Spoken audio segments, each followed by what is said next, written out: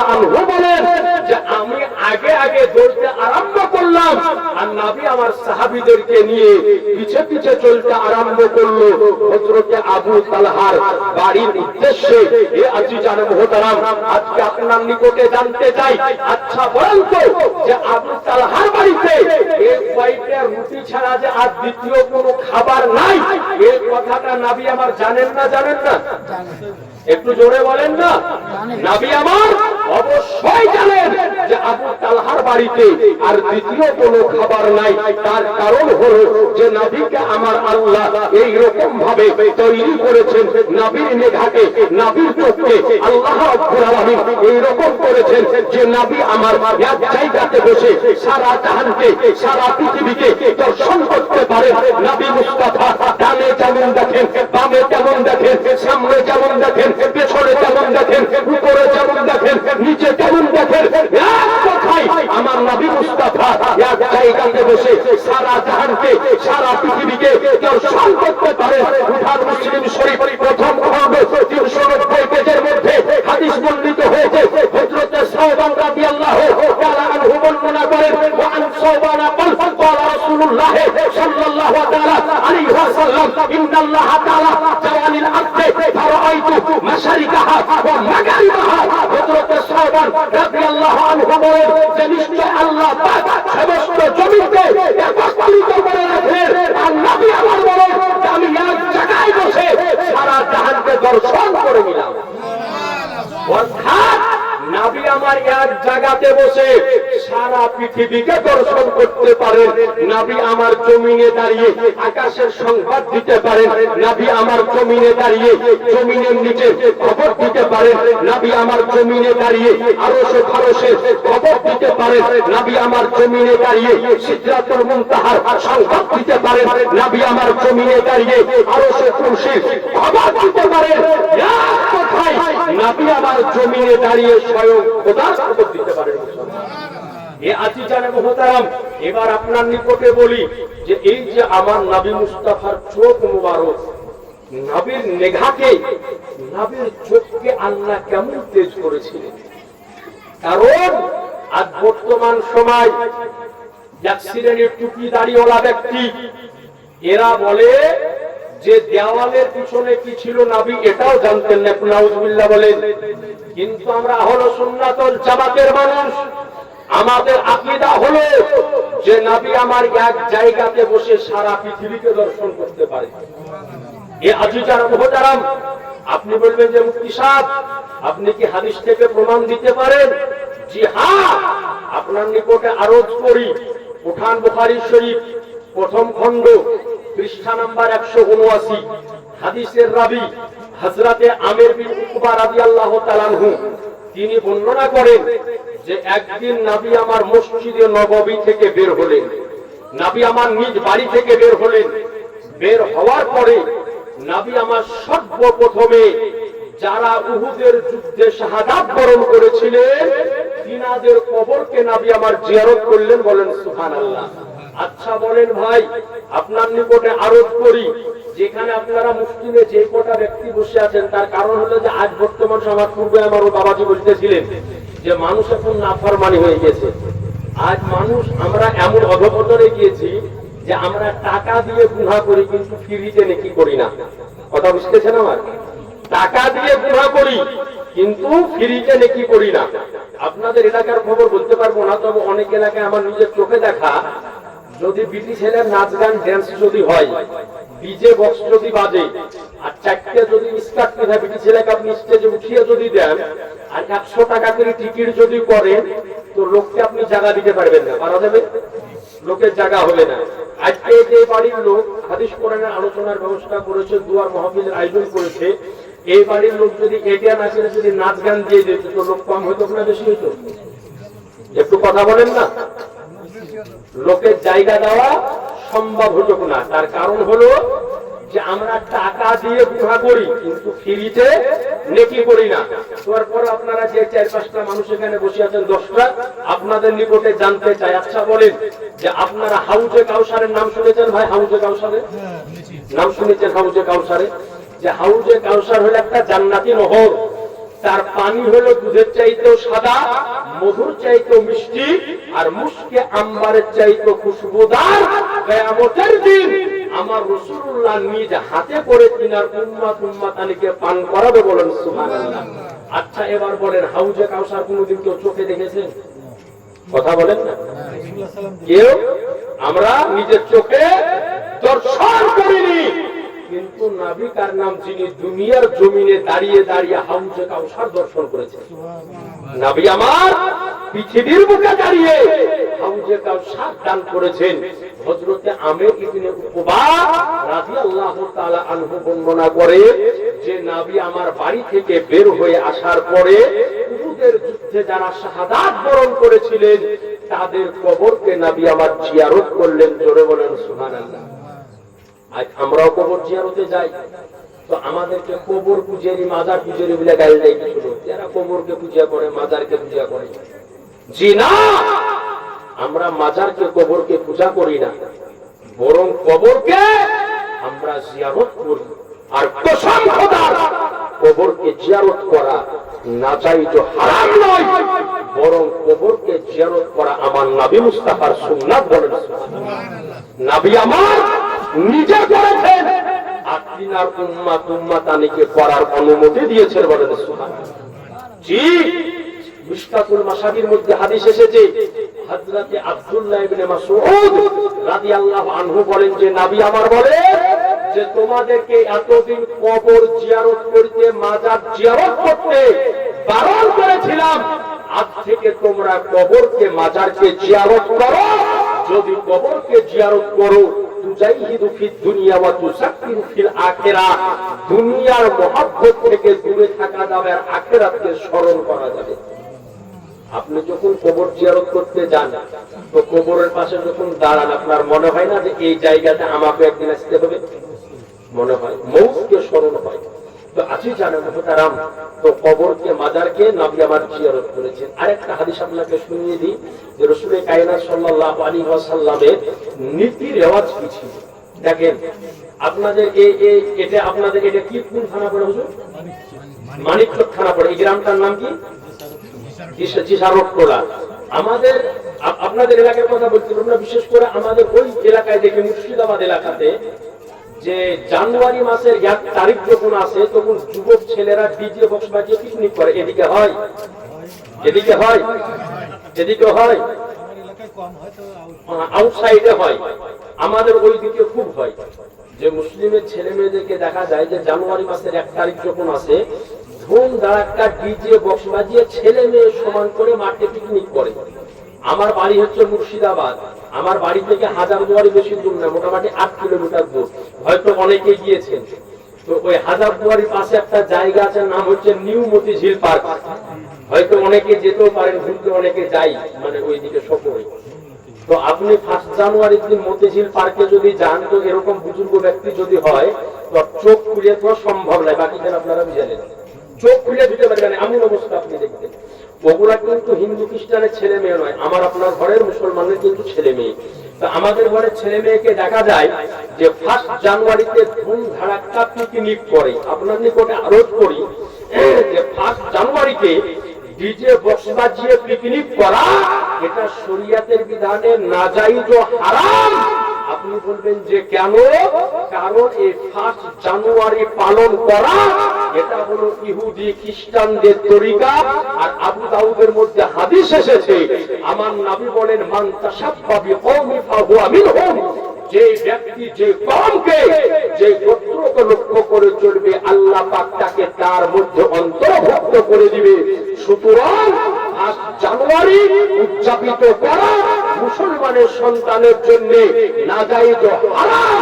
জানুয়ারি মাস Islamic মাস নয়, আমাদের প্রথম মাস শুরু হয় আপনার মুহররমুল হারাম দিয়ে।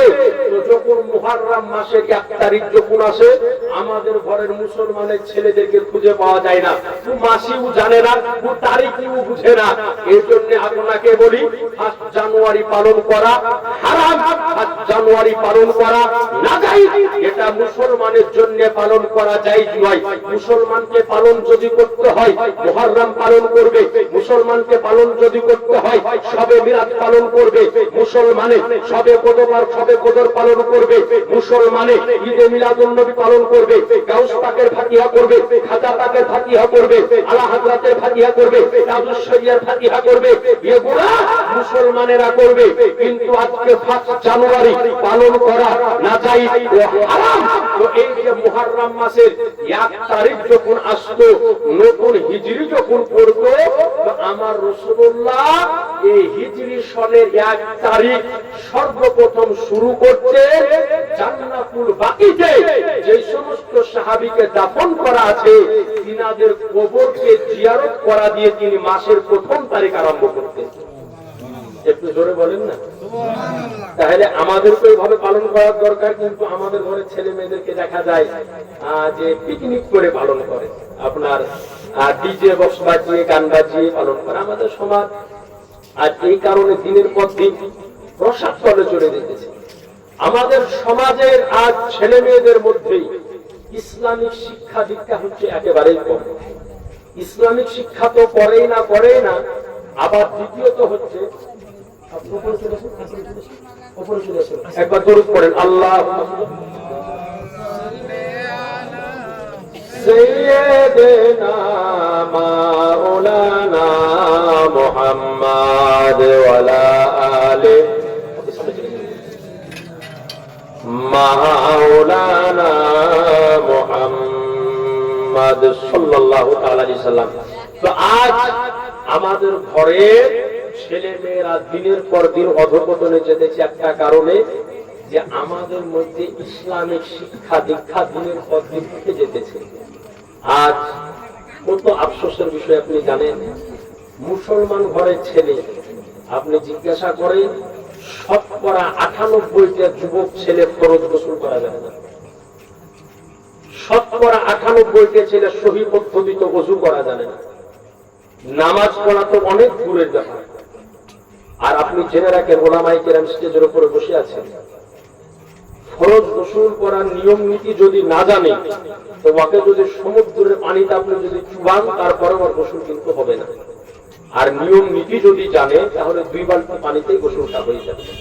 তো আজই জানে মুহতারাম, তা আপনাদের নিকটে আরজ করব, নিজের ছেলে মেয়েদেরকে ইসলামিক শিক্ষায় শিক্ষিত করুন। আপনাকে আলেম মৌলভী মুফতি বানাতে হবে না, এতটুকু শিক্ষিত করুন যাতে করে আপনি মারা যাওয়ার পরে আপনার জন্য হাত উঠিয়ে দোয়া খান করতে পারি, যাতে কমপক্ষে বলতে পারে যে আল্লাহ তুমি আমার বাপকে মাফ করো, তুমি আমার মাকে মাফ করো, জানে কমপক্ষে এতটুকু কথাও জানে বলতে পারি। কিন্তু আজ দেখা যায় যে 4টা বেটা, 5টা বেটা, 7টা বেটা, কিন্তু একটা ছেলেকে যোগ্য তৈরি করতে পারেনি। এমন করে তৈরি করতে পারে নাই যে তার সন্তান তার জন্য দোয়া করতে পারে। এই আজই জানে মুহতারাম, এর কারণ হচ্ছে আমরাই। আজ আমার ছেলে মেয়েকে আমরা ইংরেজি শিক্ষা, বাংলা শিক্ষা, English medium, Bangla medium, engineer, principal, professor তৈরি করতে চাই, পড়েন, অসুবিধা নেই। কিন্তু পূর্বে আপনার ছেলে এবং মেয়েকে ইসলামিক শিক্ষায় শিক্ষিত করতে হবে, এটাই হচ্ছে নীতি। আজ আপনার নিকটে আরোপ করি, আপনার ছেলে ডাক্তার হয়ে গিয়েছে, আপনি ভাবলেন যে আমার ছেলে মনে হয় সফল হয়ে গিয়েছে, মাস্টার হয়ে গিয়েছে, সফল হয়ে গিয়েছে। জি না, ছেলে ডাক্তার, ইঞ্জিনিয়ার, প্রিন্সিপাল, প্রফেসর, যত বড় ডিগ্রি হাসিল করুক না কেন, সফল তখন হবে না যতক্ষণ পর্যন্ত তার মধ্যে কোরআন এবং হাদিসের শিক্ষা না আসবে। বলে সুবহানাল্লাহ। এর জন্য আপনার নিকটে আরোপ করব, ছেলে মেয়েদেরকে সুশিক্ষায় শিক্ষিত তৈরি করুন। ছেলে মেয়ের জন্য সম্পদ করিয়েন না, ছেলে মেয়েকে সম্পদ তৈরি করুন। ছেলে মেয়ের জন্য সম্পদ করিয়েন না। আপনাকে খুব আফসোসের সহিত বলি যে ছেলে মেয়ের জন্য যদি সম্পদ তৈরি যদি করেন, তো আপনি মারা যাবেন, কবরে যেতে আপনার দেরি, আপনার সয় সম্পত্তি নিয়ে শিয়াল কুকুরের মতো ছিঁড়াছিঁড়ি চলবে, আর কবরে আপনার কি যে হবে কেউ খোঁজ পর্যন্ত নিবে না। আর ছেলেদেরকে ভালো তৈরি যদি করে যান, তো ওই ছেলে ওই মেয়ে কিছু না করলেও নামাজের পরে আপনার জন্য হাত উঠিয়ে আল্লাহর দরবারে দোয়া করবে। করবে কি করবে না ভাই? অবশ্যই করবে। এই জন্য ছেলে মেয়েকে আপনি ভালো করে তৈরি করুন। কিন্তু না হলে আমরা কি করি, আমরা আলেম ভাড়া করে দোয়া করতে নিয়ে যাই, গায়ে ইমাম সাহেবকে নিয়ে দোয়া করতে আপনি ইমাম সাহেবকে দোয়া করান, ইমাম সাহেবকে মুনাজাত করান, না চাই তো হারাম নয়। কিন্তু আপনার নিকটে বলে রাখি ভাই, যে আপনার মা আপনার বাপ ইন্তেকাল করেছে, আপনার বাপ এবং মায়ের জন্য আজকে যে দরদ দিয়ে আল্লাহর দরবার আপনি দোয়া করবেন আপনার বাপ মার জন্য, ওই দরদে আমার দোয়া কিন্তু আসবে না। আসবে ভাই? আসবে না। আপনাকে যেমন বলি যে মাঝে মাঝে আমাদের পিঠ চুলকায় না ভাই? পিঠ মাঝে মাঝে পিঠ আমাদের চুলকায়, ভালো করে কথাটা বুঝবে।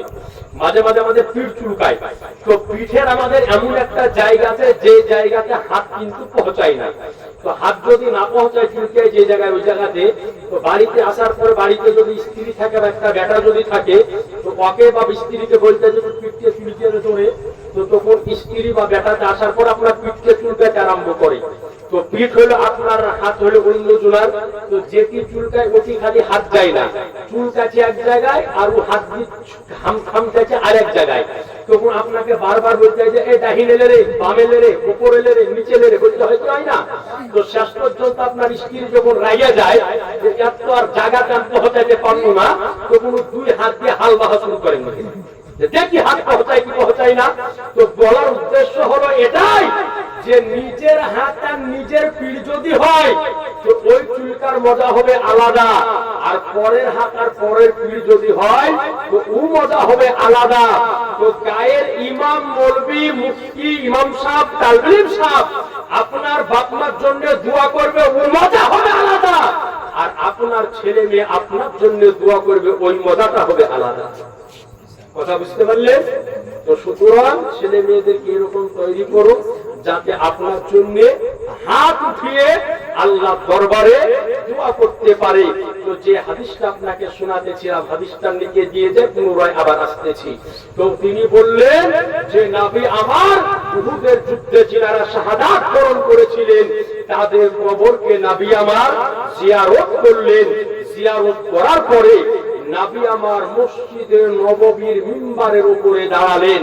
দাঁড়ানোর পরে আমার রাসূল কায়নাত সাল্লাল্লাহু তাআলা আলাইহি ওয়াসাল্লাম সাহাবীদেরকে বললেন যে ওগো আমার সাহাবীরা বলো আমি এই জায়গা থেকে কি দর্শন করতেছি। তো বললেন ইয়া রাসূলুল্লাহ আপনি ভালো জানেন, আপনি বলে দিন। তো সঙ্গে সঙ্গে আমার শাহানশাহে জিবাকার, মদিনাকে তাজদার, আহমদে মুক্তার, নবীকে সত্তার, দোনো জাহানের মালিক মুক্তার আমার রাসূলুল্লাহ বলেন রব্বে কাবার কসম এই জায়গা থেকে আমি দাঁড়িয়ে দাঁড়িয়ে আল্লাহ হাউজে কাউসার দর্শন করতেছি। একটু আওয়াজ দিয়ে বলবেন না এ আজিজারে মুহতারাম।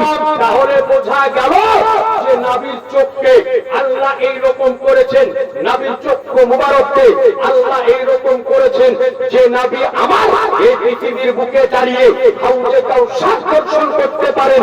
এ আজিজারে মুহতারাম, সুতরাং আপনাদের নিকটে আরজ করব যে নবীর দেখার মতো কারো দেখা হবে না।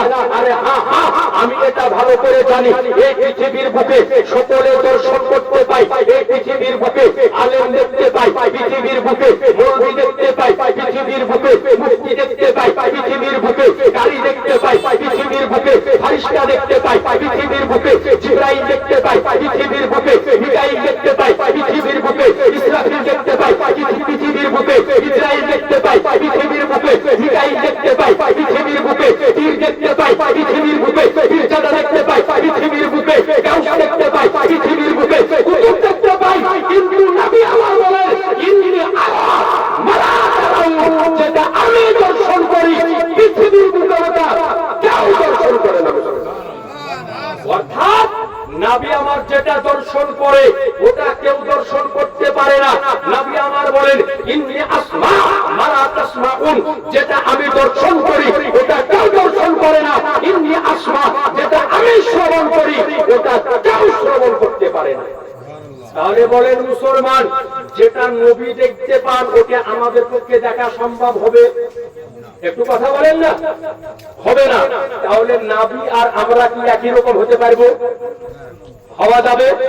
কিন্তু আজ বর্তমান সময় এক শ্রেণীর মানুষ নবীকে আমাদের মতো বলে আখ্যায়িত করে, বলে উনি তো আমাদের মতোই মানুষ। একটু নাউজুবিল্লাহ বলে জোর করি, নবী আমাদের মতো মানুষ নয়, আমার আপনার দ্বারাতে গুনাহ হয়, আমার আপনার দ্বারাতে পাপ হয়।